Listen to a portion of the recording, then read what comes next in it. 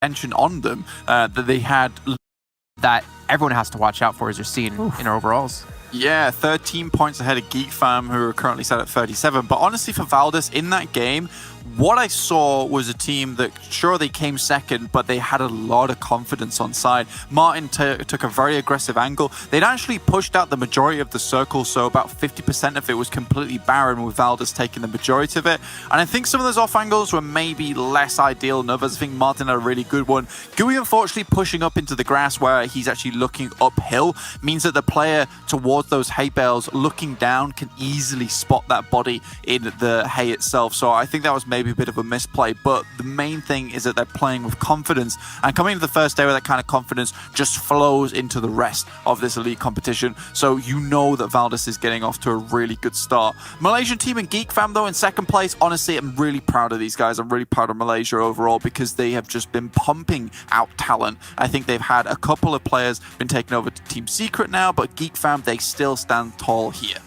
Yeah, I'll say this, and blah, like it's amazing to me and great to see, you know, Thailand, Malaysia, Vietnam, South Korea, Nepal, like in our top 5 right now. These are 5 countries that I wouldn't necessarily expect to be up this high. Well, I mean, not necessarily this high. I'm not trying to talk about it in a negative way, but more of, I was expecting Navi, you know, from Russia to do better than what they're currently doing. Bigatron from Indonesia able to do better. I'm happy to see Reject here from Japan actually be 6th place, because of how big PUBG Mobile is in Japan and how much money they have coming into the scene for their events. Yeah, and I think this is something we alluded to in the pre-game segments as well, where we're talking about how, if you look at the format of this tournament, it's not that many games. So if you start off with a bang, it could really work out in your favor. And as you said, all these ZExi8 teams, you have Thailand, you have Malaysia, you have Vietnam, DS Gaming as well from South Korea. DRS Gaming, I know they're not the big favorites, but they're a team for me I always knew could deliver. So I'm not too surprised to see them here in 5th position after 3 games. But yeah, everyone here has been doing a fantastic job. And it's pretty much almost the entire of Southeast Asia being represented in that top 8 position. And on the other half, it's been a little rough here. I think one team, I know Navi have had some hits. It's been struggling a little bit for Navi, but the one name which for me is it's looking a little grim has to be A1 and I8. After 3 games, still languishing in the bottom 4. It's not something I personally expected to see from the Bangladeshi and the Pakistani team. I think when you look at competitions like this, I feel like it's really easy to go into the mindset of, oh, you know, Nazar, not a great team, A1, not a great team, you know, Fnatic Zombies, not a great team. But I think we all need to keep in mind is you're playing against, like, the best teams in the world right now, right? There has to be teams that are in 16th, 15th, 14th place. And you know, you put Nazar Sports into a different event, and they could easily, and have been, #1 within their own region, right? So I feel like we need to give a little bit of slack to all these teams. And we know the potential they all have as well. But I agree with you, definitely A1, after seeing what they can do back at PMGC in the league stage. We know that potential. They're just not able to hit that kind of stride just yet. But one team that has hit the stride that at Blank you want to touch on in particular, it's Valdez Esports. We want to dive into their player stats so far, because they have been performing on all cylinders. Martin in particular has definitely been someone you've been keeping your eye on. 100%. I mean, this team is very, very damn good. And I mean, just look at these average placement points. I mean, 16.67, you're basically looking at 17 points a game. And you know, we would really ideally say a team towards the top of a competition like this would be hitting around about 14, 15 points per game. So they're already above and beyond what is pretty much a first place team's position here. So really, really good stuff from Valdez so far. Honestly, I want to see these guys succeed from Thailand. I think they've been having a lot of rough events where they've come so close to glory and it's just been pulled back from them. But right now they are laying out the carpet for success. Yeah, and honestly, I love to see teams that are taking advantage of the situation to play against other teams of such high caliber to improve themselves and really make themselves stand out. And one team we always talk about when we're, you know, discussing playing against teams of the utmost caliber, it's going to be Bigatron, and we want to dive into their player stats actually and see one thing in particular, if I'm not mistaken, the survival time and how it's been affecting their team, because we have seen, I think, 2 matches right now in a row where they've had a bit of a struggle. For sure. And I think Liquid there, obviously, with 19 minutes survival time, Zuxi with the 18, but Luxy down there in 14 minutes. It's a little bit unfortunate. A lot of the players do go out quite early, Blair. Oh yeah, and that's just rough, and that's something you don't expect to see from a team like Bigatron. I could even like throw in names like DRS as well, where, you know, I feel like they tend to lose players very, very early in the game, which is not exactly something which would be part of the game plan. These are the sort of teams who want to take it slow. Yep. I'm sorry to cut you off, but we're going to have to lose ourselves right now because the game is ready to go. So you two, get out of here. The blue zone has taken you away from me. And it's time to drop in with our casters yet again with Maxman and Imperium. So let's bring them in here in just a second and get things going here with match number 4. I feel bad for you guys on the desk. Hey, you guys speeding up. But snappy games happening right now, Imperium. Come on. You know what? On the desk, stop talk, start game, okay? That's what we want at the end of the terrible. Absolutely terrible, you know. What, do they want to cast as well? No. No, stop talk, just game. Just game. Stop talk, just game. Okay, well, we have this game, game 4 of the day in Miramar. It's our first Miramar of the PMWI Max, and that playing path, it's a little bit tricky for any teams that like to go towards the southwest, but because it's diagonal, I do think it allows, for the most part, pretty much all these teams to get to their respective drop spots. Yeah, the most important thing when you drop in Miramar is knowing also the car spawn. So if you want to drop in, I don't know, Valdemar, Chumacera, it is still easily possible for you to get to that spot purely by just knowing a drop location where there are cars, get into it and take one of the high roads and get into that spot. There we go. So I'm not really expecting too much to happen in this game, though one thing I do want to mention, and that's going to be about BTR. They have been having a real rough time on these games. They talked about a few of the stats, especially Luxy having a real hard time himself. I think an average survival time, I believe it was of 14 minutes, which is extremely low for BTR ratio. Miramar is, I would say, one of their best maps. I think they perform the best on it, and they are really strong when it comes to their rotation. So this could be the one to put them back on the saddle, put them back into the running. But it's going to require a lot because now you're a little bit behind. And as Blair said multiple times on the desk, there's not that many games. So now is the point in time where we need to look at BTR and be like, okay, now you get serious and now you get into the game. But we also know that BTR are easily the kind of team that can just turn the heat up at the like PMGC, right? Yeah, at a dime they can just turn the heat up and they'll go from like 0 to 100 in a matter of minutes, so to speak. So I know that they'll pull that out. Looking at where teams are dropping, be a little bit of a cluster Los Leones with I8 going for a split drop outside the Los Leones. A1 are already there. The Xavier are going to be on that western side. And when I was talking to Crypto and he's saying about dropping Los Leones, said it should be okay because it's a very big area. And you can shift down to the south, to the west, to the east, to the north, and even if you have 2 or 3 teams dropping there, it should be okay, and it seems like it's the case for them. However, that circle is on towards the northeastern side of the map, so they are going to have a little bit of a trickier time rotating in, depending on the timing. If they rotate in at the same time as A1 or the Xavier, it could be in a little bit of a hassle.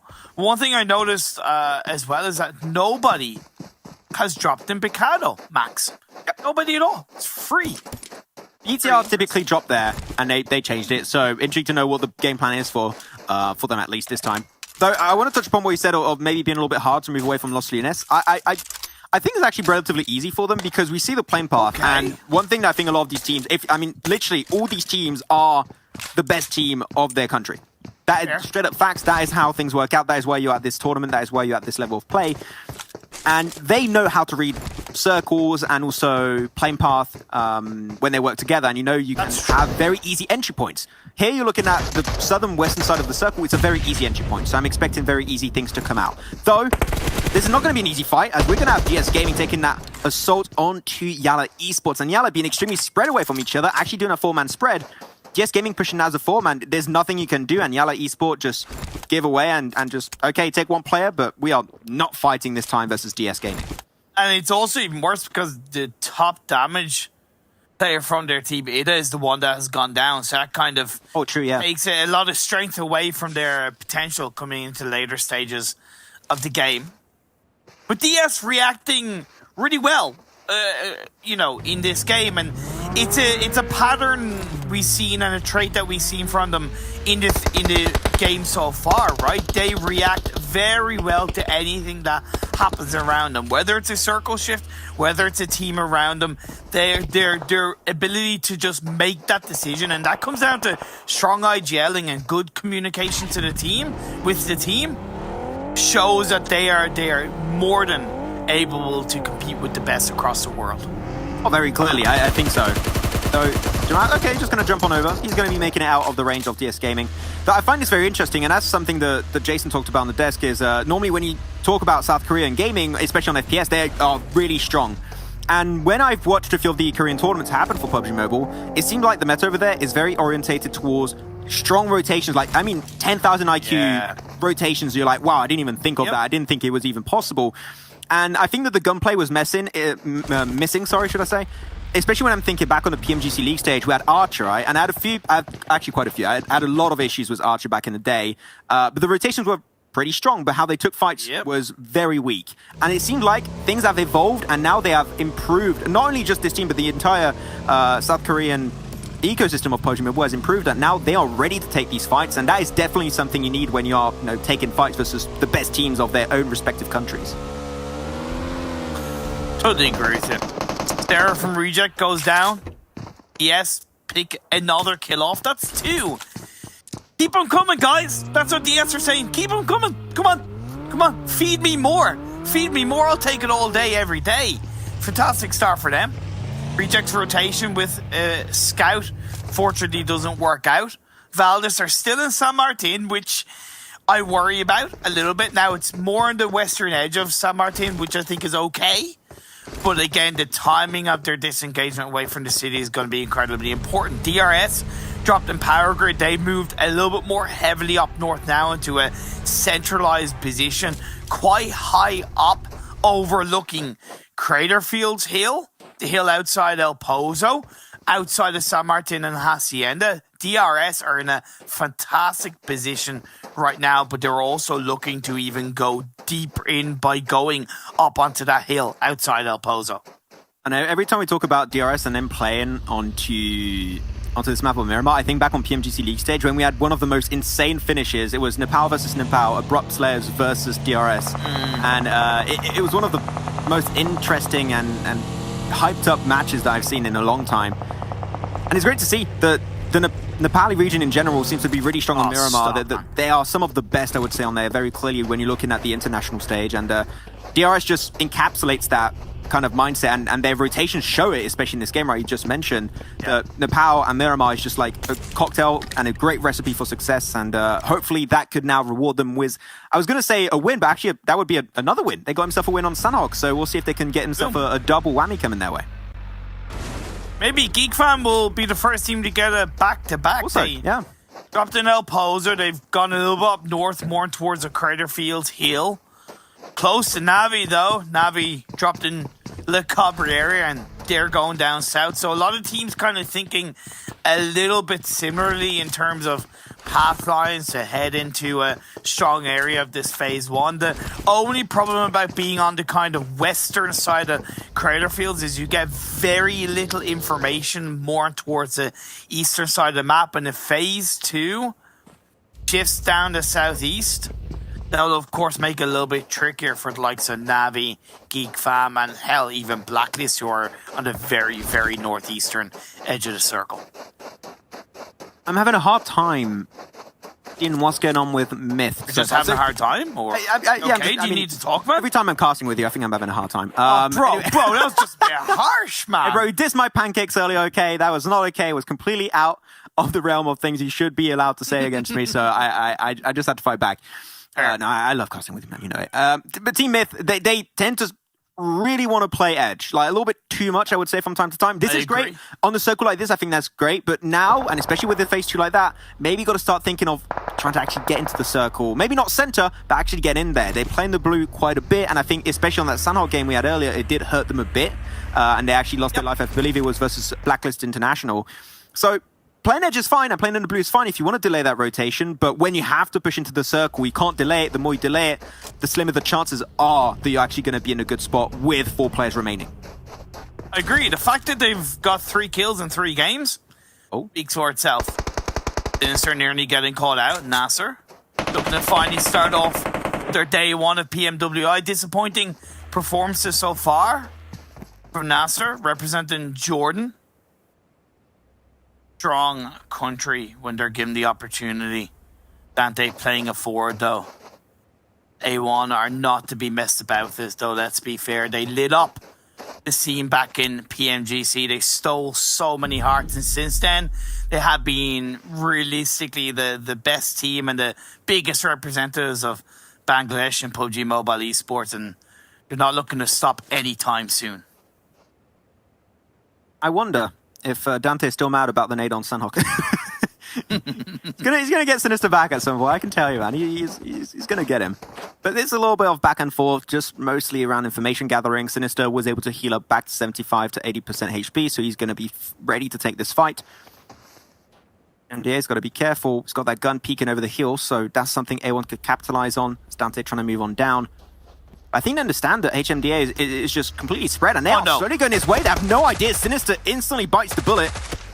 Not going to be able to go for the flush just yet, though. He has to peek on over, and he will put himself at risk of 6ix9ine from the other side actually taking himself down. And this, exactly as I said, you should not go for the flush, otherwise you're going to get instantly punished. And Jax and also 6ix9ine are going to go for the full-on push. And yeah, that is the flush to cost them too much. Yeah, but unfortunately, it's low-key gone against him now as Dante's being knocked down inside the blue. Hassan is going to be pushing forward. Confirmed that kill 6ix9ine. Happy days, and now push in. I don't know if Dante is going to be able to get revived up. I would argue it's not even worth it because he's already in the blue. Phase 2 is closing in. You're not that far away from the edge of the circle. Cut your losses, A1, and continue on as a 3-man team. Don't stay there. Not bad for Dante, man. He's having a rough day, but we'll be able to make it back throughout the next 3 days. I'm sure about it. Though, moving on forward. Gonna start moving out. Said the blue zone gonna be on top of it. It's only phase 2, so we're gonna be fine. We want to try and hold on to those resources. You might have a few standoffs later on down the line, so you want to have as much exactly you can potentially hold on to yourself as they're gonna be moving out. Though, interesting thing, we saw them 249. For all you guys out there that maybe just watch esports from time to time and maybe don't play the game too much and you just enjoy the esports side of things, the most recent update of PUBG Mobile allowed the M249 to actually spawn not in crates, but anywhere around the map. Sure, it's a little bit rarer than, for example, your M4s and such, but now instead of having the M249 being this special weapon you see very rarely and that destroys everyone, now it's a normal weapon. So that is something to keep in mind, that you could very easily get squad wiped if you have an M249 against you. It was nerfed a little bit as far as I know. Of course, yes, it had to. But it is still powerful in its own way.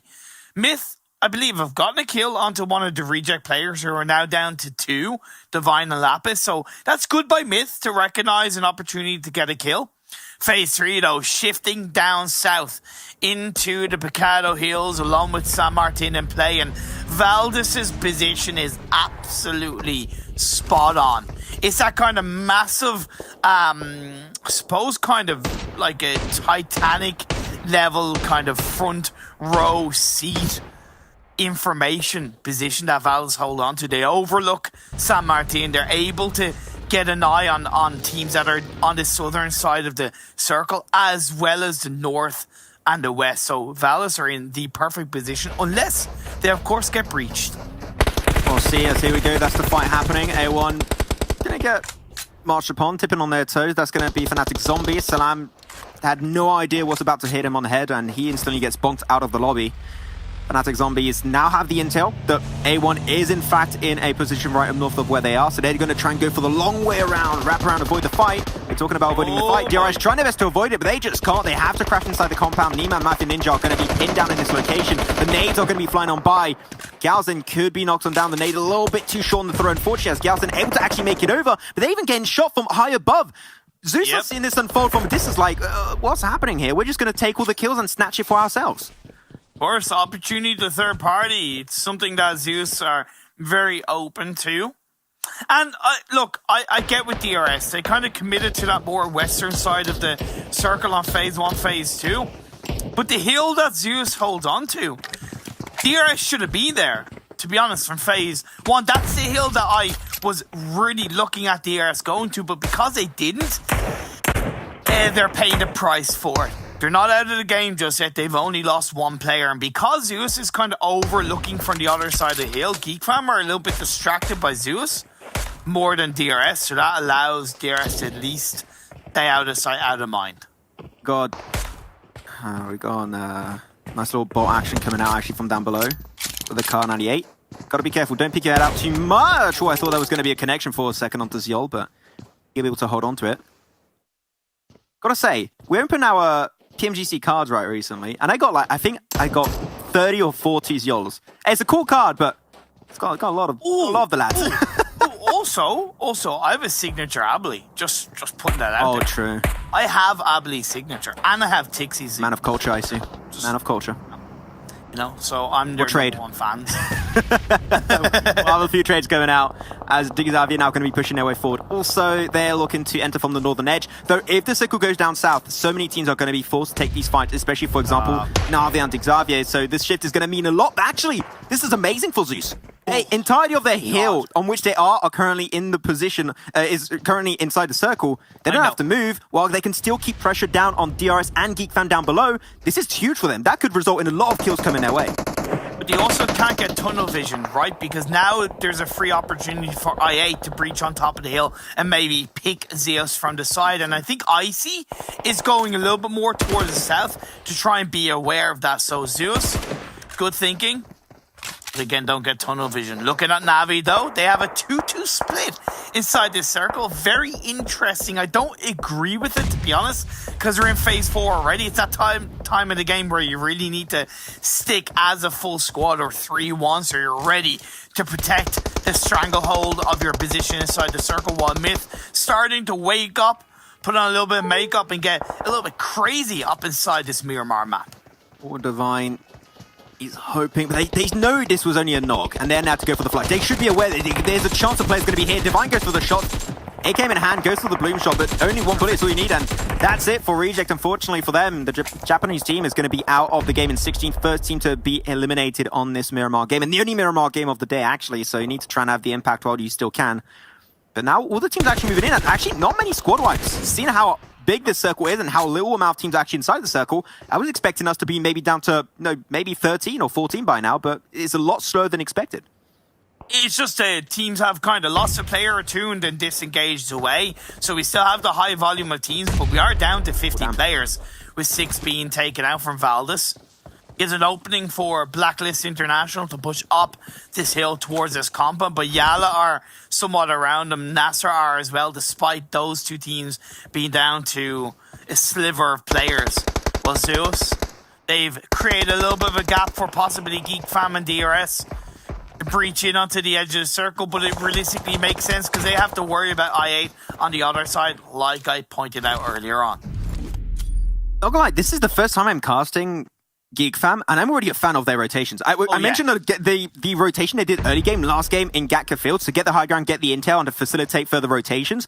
It resulted in them taking the game, and now they actually extract themselves away from this fight between DRS, Zeus, and themselves, and now they are controlling the northern side. Not only are they in circle, but they can also snap and grab a few kills onto Zeus or even DRS in the process. Yeah. It's so simple yet so effective. I'm loving how GeekFam is playing, and their take on PUBG Mobile is so out there, and I think it's just rewarding them with such consistency that if they can do this all the time, we might see them be first at the end.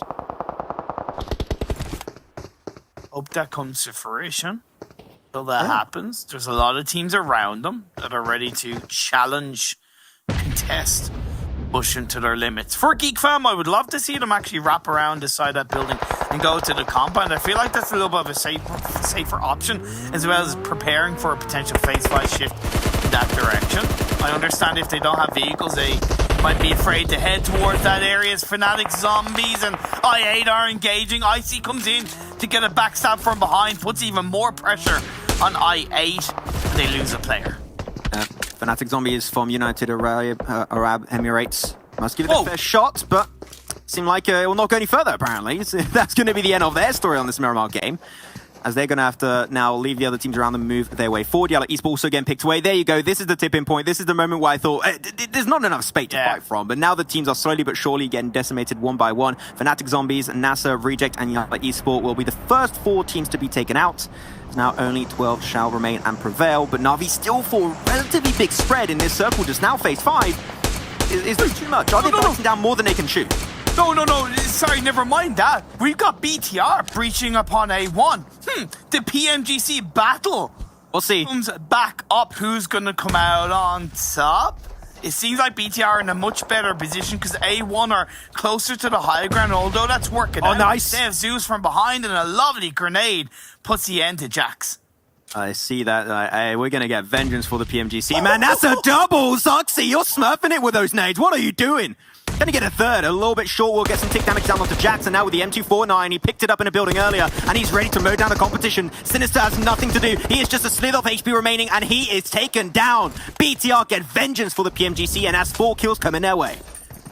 Man, has the Kryptonite turned around? Or BTR now A1's Kryptonite?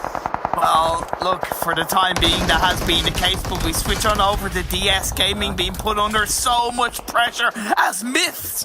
What has happened to them in this 4th game? Doing so much better, but Sporta catching them off guard. Oh, they didn't expect it to actually push out that building. Rio trying to get the intel. Maybe just nade. Do they not have nades? Oh. What nade do you need to put on top of Sporta? I think they did go for the molly inside. Yeah, they put the molly inside of it. There you go. He had to jump out. Gonna go for the spray once again. Oh, no. Sporta, you're just ruining all for Myth. Down to once again a few HP with the AKM. Gonna have to reload. Get himself his nade, ready to go. But ZZP from DS Gaming is going for the wraparound. Myth still able to hold on to just a 2 HP, and they do get it done. That's the South Korean team out of the game. Broly holding his life by a thread. Can he get his team back on the saddle and back in a game, or are they about to get taken down by their teams around them? Oh, Myth got a gift from Blacklist. Believe it or not, that was a third party from Blacklist, who are even ignoring now Myth and allowing those full revives to be played out. BTR push in onto that compound. CS, Zeus have gone there as well. Geek Fam are there as well. It makes sense. We're in the late stages of the game. You kind of got to take what you can get in terms of hard cover, because the open high ground is not easy to deal with. I can certainly see also on the minimap on the top right of your screen, no one wants to go dead center. It is not great terrain. Literally nothing to fight from. So they're trying to avoid it like the plague. And the circle actually goes on top of it. There's no avoiding it, apparently, Imperial. You're going to have to go smack that center. I know. Hey, I said I'm the evil caster, right? I love to see it. I press the button, boom. Worst circle we could ever ask for goes right there.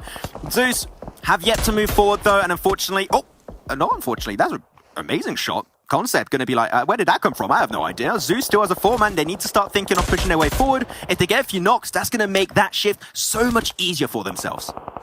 The Xavier putting the push onto Navi, just Kitsune left on their own, but he's in amongst BTR, right? So, I'm a BTR player. It's not looking good for Navi. Yeah, I'm BTR. I'm new IGL now. I'm not yellow. I'm red. You know. Oh, there you go. Oh no, it's treason. Then he jumps on out. Can he get the double? No, he only gets one. Liquid was so low, almost able to pick himself up at 1v2.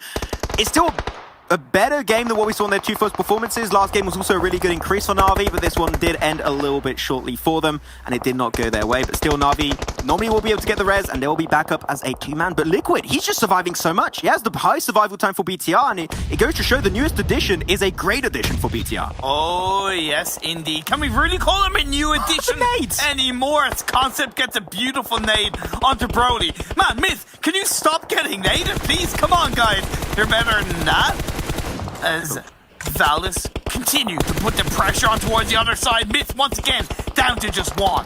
They can't see where they're shooting, but they're just keeping the pressure down, and Myth can't do anything about it. They are getting absolutely taken down 1 by 1. There are a lot of teams currently going to be suffering big casualties, and Valdis, are they going to make it happen again? They are currently the most central team in the circle. They got the highest ground position other than a Hosem for Myth. Currently, they get rid of him. They got the tippity top of the mountain under their control, and all the information coming their way. Are they going to do 4 top 3s, 4 games back-to-back? The dream is about to become reality for Valdis, and we'll even see if they can actually turn it and convert it into a win this time. I'm 99% sure it's going to be 4 top 3s in a row, but I don't know if they're going to claim this chicken dinner. Yeah. The reason why is because look at the spread from the Xavier on the northeast. The top 5 comes through. Valdis are already looking good on 9 kills max. 9 kills for Valdis in this game. Before this game, they had an average of 7 kills out of 3 games. Yep. This is, like we said it, right? Beforehand, on the desk, I think they mentioned it too. This was a team that was very up and down. Back in the PMWL, looking at this, they turned a new leaf. This is consistency at its finest. Zeus trying to push out. The smokes will make it a little bit easier for them, but the blue zone is ticking down heavily, making a heal off even harder for them to really deal with. Zor, I think, going for another first aid. But Martin, he's just pinning everyone down. You cannot escape this compound. I think the Zeus have come to terms with the fact that they are not going to go any further in this game. Aberly runs on out. He didn't get spotted by Martin. He doesn't know. He didn't see him. He's on the right. Oh no, that could ruin everything. He's in a bush. He's pulling a Ryzen. Let's go. And because that's only a knock, it's not confirmed. Squad-wide, Valdez might be too distracted by Zeus and Xavier are breaching in on towards the north. Look at the control from Xavier. Still up as a full squad. Only 3 kills, but they're looking to seal this game 4. Xavier and also Valdez. Look how he meets a game after last time on the Gatka Fields finish on a rank war of game 3. Have a little bit of back and forth. Let's see if Valdez can try and get a little bit of a better score this time around and push it the extra limit. Still going to be one player of Blacklist International right behind them. Gooey inside that minibus, or a party bus you might call it. Maybe trying to use that as a little bit of a protection for his team, create a little bit of a mini wall. I think that will be a great usage of that van, especially when you have the high ground. That could make a significant difference in that fight versus Xavier just waiting to happen. Xavier are in the perfect position. Tira spotted out, trying to run away back into a dip. Hopefully not going to be in mode down, but that's not going to go any further. Still big heads up. Tira, one of the top players in terms of frags in this tournament, so congratulations to him. But we'll see now where Valdez can go with this one. As got to be careful. Xavier all on top of each other. One nade, and that's a lot of HP instantly gone for them. That's true. The spread that they had has been somewhat contained. Phase 7 Blue Zone is closing in. Abeli is still alive. I have his signature. Let's see if he can pull off some signature plays. Put it out behind the palm tree. Continuous spray, and now going to go for the Uzi. You know he hit a lot of damage, and Abeli going to go straight back into the Blue Zone. Deny the kill away. There you go. You're not getting that one, Naughty Valdez. That's not going to be for you. Zeus out in third, still a way better performance than what we saw in the last 2 games. Hopefully they can continue that launch in Game 5 to close off day 1 of the World Invitational. Now Xavier, they saw that kill come on through. They, I think, very aware, Imperium, this is the last team, so they're putting everything they have remaining on top of Valdez.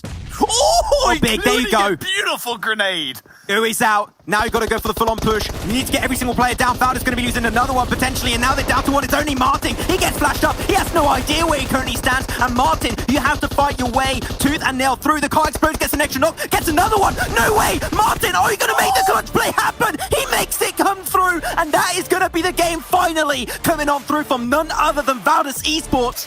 Martin, you absolute beast. What was that? Oh my god, we witnessed absolute destruction at the end, Max. With a heat stroke. You try and break it down. I believe what happened was vehicles blew up and the Xavier, I don't want to say throw, but basically